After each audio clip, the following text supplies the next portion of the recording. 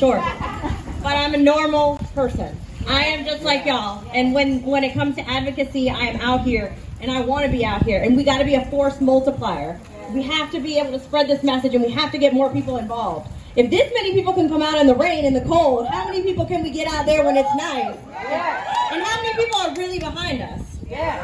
Everyone. Almost everyone. Let me back it up. I get excited.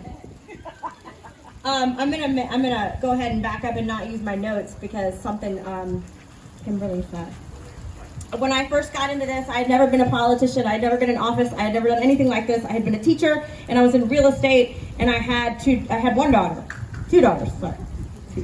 I have three now, so I gotta remember when time for it. I'm telling them you said that. So, on the march, I didn't know it was for me when I went there. I had been reaching out to my delegate, Villanueva, who ended up in federal prison. So I think I made the right choice in running. But I've been reaching out to my delegate, trying to make sure he listened to me about this certain resolution. It was called the Day of Tears. And it was to mark January 22nd, the anniversary of Roe versus Wade, as a day of mourning. And it encouraged people to fly their flags at half-mast to mourn all the abortions. I was so appalled that I had reached out several times in different ways and never got a response. Not even an automatic email, we got your response, nothing. And I said, this can't be right. This cannot be right. We drove back from the Women's March because it was all happening around the same time. And the day we drove back was the 22nd. And I saw flags at half-mast. And I was so discouraged by that. And I remember that feeling being up there with my inaugural baby, Tessa was born on Inauguration Day in 2009.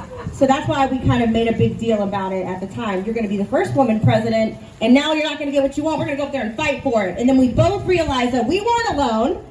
Everyone was with us, and that this was the right thing to do. Mm-hmm. So let me tell you about Richmond. It's not like I thought. Naively optimistic is what my husband calls me. Really thinking things are going to get done.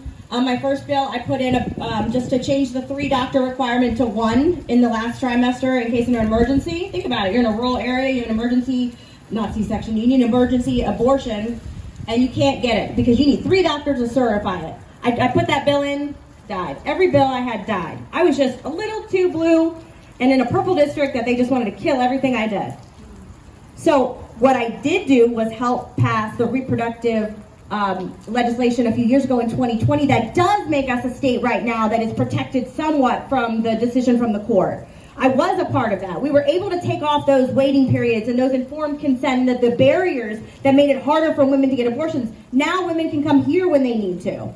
I talked to my OBGYN yesterday just because he's trying to help me talk through it in a very normal way to help people understand it. Because my life was on the line, my baby's life was on the line when I had an induction, when I had a C-section. We need to let doctors do their jobs. That's right. We need to trust medical professionals and trust women. That's right. That's right. I don't need any man standing up and legislating what happens within my body. That's right. Tell them. So we have my 3 kids, we have 3 uteruses in the house, well 4. I'm thinking through how many there are, and my poor husband. But he supports us and would be here right now if he wasn't home with the sick ones. So I want you to remember in Richmond that they're going to try their best to get 15 weeks. They'll kind of push it up, 16, 7. They'll kind of make it like it's no big deal just to get a win. But there is no win. If anything, we have to stay strong on what we have right now because we know we can do that. We can hold them accountable to what we have right now and just keep us safe. And then we can progress further. We got to get the right people in office. We got to get more women.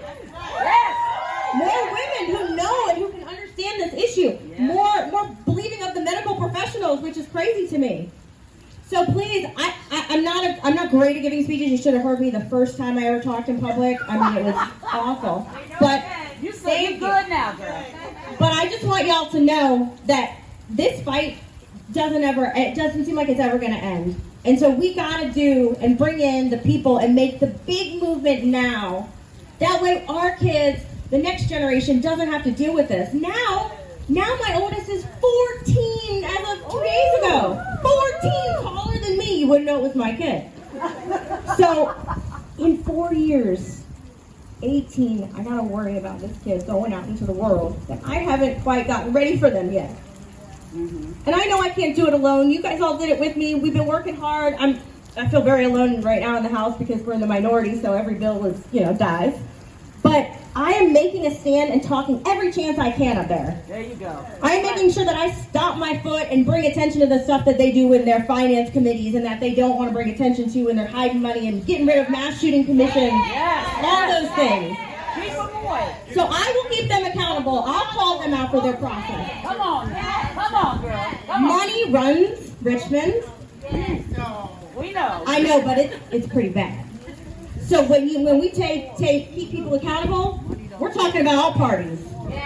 There's no party owns freedom. That's right. That's right. We are for freedom and rights and our personal rights. So we're not marching, but please be a force multiplier. I'll do what I can. Everyone has a role.